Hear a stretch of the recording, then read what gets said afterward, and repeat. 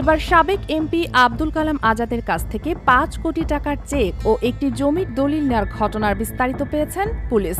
হুমকি, ভীতি ও সংঘবদ্ধভাবে চাঁদা আদায়ের অভিযোগে পুলিশ বলছে এটি নিছক বিচ্ছিন্ন ঘটনা নয়, বরং একটি সুসংগঠিত চক্র। ২৬ জন রিয়াদ ও তার সহযোগীরা ঢুকে পড়েন আজাদের গ্রিন রোডের ব্যবসা প্রতিষ্ঠানে। হুমকি দেওয়া হয় চাহিদা না মানলে বাইরে অপেক্ষমান ২০০ জন ভিতরে ঢুকে মারধর করবে। এমনকি গলায় জুতার মালা পরানোর ভয় দেখিয়ে আদায় করা হয় চেক ও দলিল। পরে রিয়াদের ভাড়া বাসা থেকে উদ্ধার হয় ৪টি চেক, মোট ২ কোটি ২৫ লাখ টাকার। পুলিশ নিশ্চিত করেছে এসব চেকও সাবেক এমপির কাছ থেকেই নেওয়া হয়েছিল। বাকি ২.৫ কোটি টাকার চেক রিয়াদের অন্য সহযোগীদের কাছে রয়েছে বলে জানিয়েছে গোয়েন্দা বিভাগ। ডিএমপির উপকমিশনার মোহাম্মদ তালিবুর রহমান জানিয়েছেন, গুলশানের একটি বাড়ি থেকে চাঁদা চাওয়ার ঘটনায় রিয়াদ সহ ৪ জন রিমান্ডে আছে। তদন্তে আরও কিছু নাম উঠে এসেছে। একই সঙ্গে কলাবাগান থানায় আরেকটি মামলার প্রস্তুতি চলছে।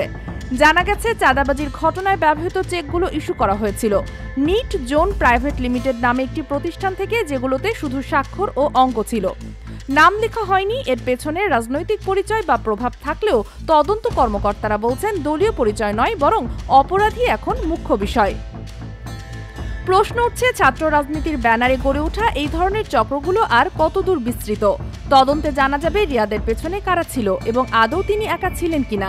আপাতত চাঁদাবাজির এই চক্রকে ভাঙতেই সক্রিয় আইন শৃঙ্খলা বাহিনী।